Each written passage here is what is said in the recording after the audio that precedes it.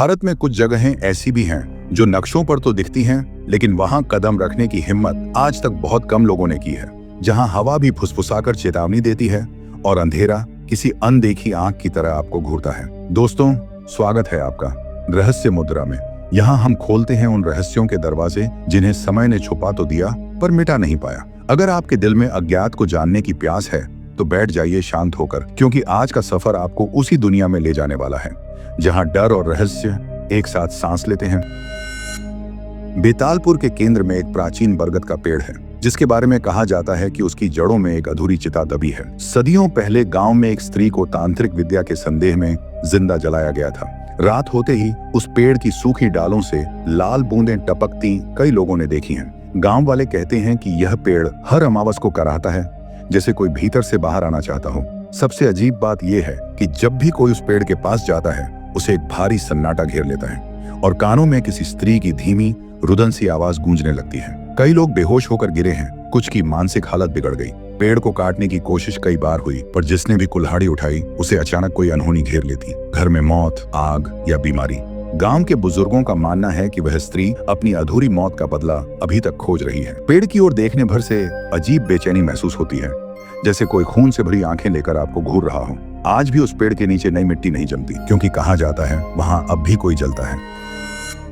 पर्वतों के बीच बसे नागकुंड में एक बड़ा तालाब है जिसके किनारे प्राचीन नाग प्रतिमाएं जड़ी हुई हैं। यहाँ की दंत कथाओं में कहा गया है कि तालाब के नीचे एक विशाल नाग का वास है जिसका श्राप पूरे गांव पर है। रात होते ही तालाब के चारों ओर नीली धुंध छा जाती है और पानी में लंबी सी परछाई तैरती दिखाई देती है। कई बार लोग कहते हैं कि वह परछाई किसी सांप जैसी लहराती है, पर आकार इंसान के जितना बड़ा होता है। जो भी उस परछाई को नजरअंदाज करता है उसे अगले ही दिन अचानक बुखार और पक्षाघात जैसा असर होने लगता है। तालाब के पास एक पुरानी कथा भी है। एक महापूजा के समय गांव वालों ने एक दुर्लभ नाग को मार गिराया था। उसी दिन से तालाब का पानी शांत नहीं रहता। अमावस की रात तालाब खुद लहरें उठाता है, जैसे कोई भीतर से कूदने की कोशिश कर रहा हो। कई बार सुनसान समय पर तालाब के बीच से किसी के फुसफुसाने की आवाज सुनी गई है। गांव वाले कहते हैं छाया दिखे तो भाग जाओ, क्योंकि जो रुकता है वह जिंदा लौटता नहीं।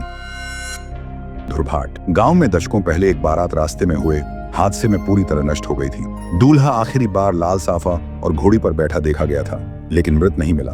तब से गांव में एक अजीब घटना होती है।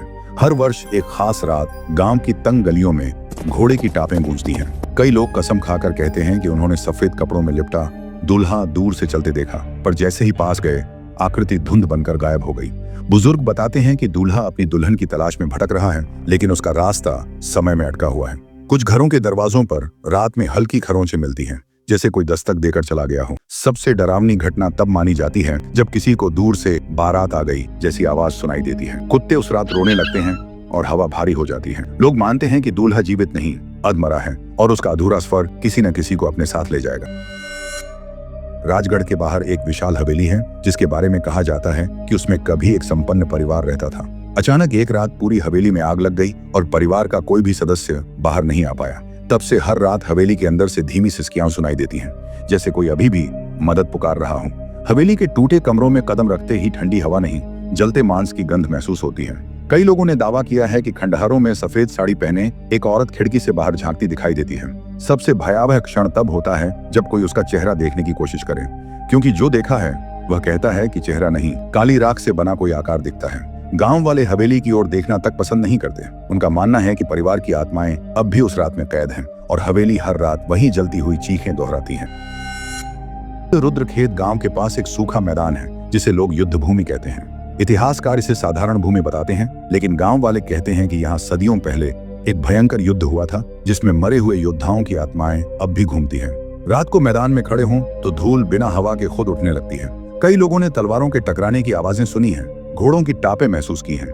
ये आवाजें इतनी वास्तविक लगती हैं कि देखने वाला डर के मारे बैठ जाता है। कई बार सुबह मैदान में गहरी खरोंचें मिलती हैं, जैसे किसी ने रात भर तलवारें घसीटी हों। गांव वाले बताते हैं कि मृत योद्धा अपना अधूरा युद्ध लड़ रहे हैं। विजय या हार का निर्णय अभी बाकी है। यहाँ रात में अकेले जाना मना है, क्योंकि लोग कहते हैं कि अगर किसी की परछाई युद्ध में फंस गई तो वह शरीर छोड़कर उसी में शामिल हो जाती है। चांदपुर गांव के बीचों बीच एक पुराना कुआं है जिसे लोग अंधा कुआं कहते हैं, क्योंकि इसमें झांकने वाला कभी सामान्य नहीं लौटता। कुएं का पानी गहरा काला दिखाई देता है और नीचे कोई प्रतिबिंब नहीं दिखता। कथा है कि इस कुएं में कभी एक पंडित को जिंदा धकेल दिया गया था, जिसका श्राप आज भी जीवित है। रात को कुएं के पास से गुजरते समय किसी के रोने की हल्की आवाज आती है। कई बार पानी खुद ब खुद उछलता है, जैसे कोई बाहर आने की कोशिश कर रहा हो। कुछ लोगों ने कसम खाकर कहा है कि कुएं में झांकते वक्त उन्हें अपना चेहरा नहीं, किसी और का चेहरा दिखाई दिया जो वहां की गहराई में डूबा हुआ था। गांव वाले मानते हैं कि कुआं अपनी ओर खींचता है और जो भी इसके रहस्य को समझने की कोशिश करता है उसकी समझ पहले फिर जान बाद में चली जाती है। तुलसी ग्राम में एक छोटा पुराना मंदिर है जो दिन में साधारण दिखता है, पर रात में उसके पत्थर बदलते से लगते हैं। कई लोगों का कहना है कि चांदनी में मंदिर की दीवारें हिलती हैं, जैसे कोई भीतर से धक्का दे रहा हो। मंदिर के गर्भगृह से रात में घंटी की आवाज आती रहती है, जबकि अंदर कोई पुजारी नहीं होता। गांव वालों की मान्यता है कि यहाँ एक प्राचीन यज्ञ अधूरा रह गया था और देवता की शक्ति मंदिर में कैद हो गई है। जो भी व्यक्ति मंदिर की दीवारों के पास जाता है उसे ऐसा महसूस होता है कि कोई अदृश्य आकृति उसके ठीक पीछे खड़ी है। कुछ ने बताया कि मंदिर की परछाई रात में लंबी होकर गांव 3 की ओर बढ़ती है। यह मंदिर सिर्फ पूजा का स्थान नहीं, एक जीवित शक्ति है जो अभी भी अपने अधूरे कर्म की प्रतीक्षा कर रही है। देवशिला पर्वत में एक विशाल पत्थर है जो हर वर्ष एक रात अपने आप गर्म हो जाता है, इतना कि इंसान हाथ भी न लगा सके। स्थानीय कथा कहती है कि यह स्थान किसी प्राचीन संत की तपस्या का स्थल था, जहां एक दानव ने आकर उन्हें भंग किया था। संत की मृत्यु के बाद यह पत्थर हर वर्ष उसी दिन गर्म होता है, जैसे उनका क्रोध पुनः जागता हो। पर्वत में हल्की गरज सुनाई देती है, जैसे कोई विशाल शक्ति भीतर सोई हो।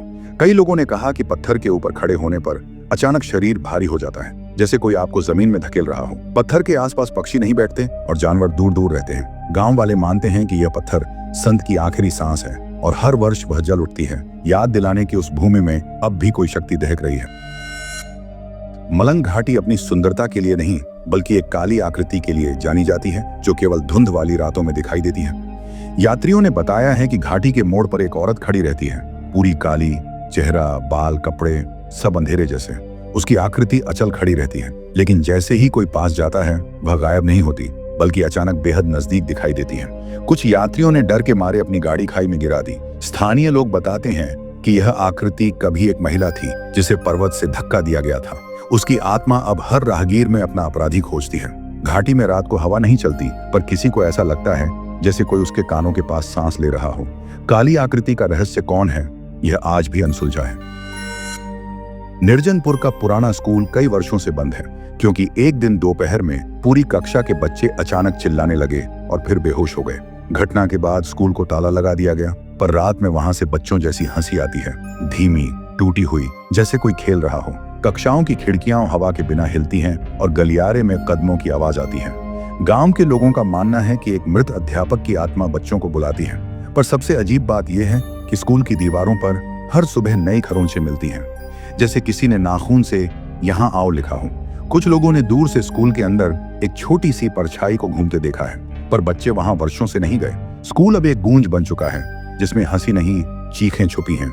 दोस्तों, भारत की धरती पर जितने रहस्य फैले हैं उतने शायद पूरी दुनिया में भी नहीं मिलते।